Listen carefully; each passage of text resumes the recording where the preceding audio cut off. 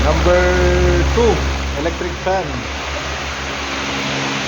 Ang reading sa wattage is 165 point, yan, 166 watts. Without power saver. Then i-on natin yung power saver. Ano siya? Anong version yan? Anong version? 10680, dating may load na 6 yan. So 1 na lang, natira. So 108. 100 na natira kasi may load na kanina yun. Oh. Ayun, yan yung So 166 down to 109. so, yan yung chibi package. Nakabuhul yan tayo. So ang reading ko is 166.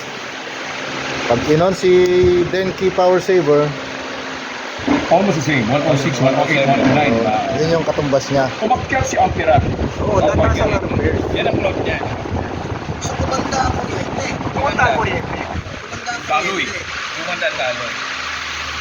Pero Kasi bumaba siya- yung Bumaba consumption. yung Oh. consumption, Yes. oo. Pero same pero same yung power pa rin niya. From 160. Same pa rin yung number 2 niya. 169. Ganun pa rin yung lakas. Hindi nagbago, hindi humina.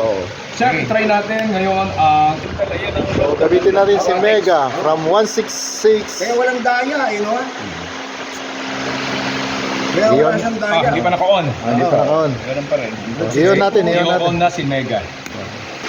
Baksak ko, 82 na lang. 82 na lang. 50% sir.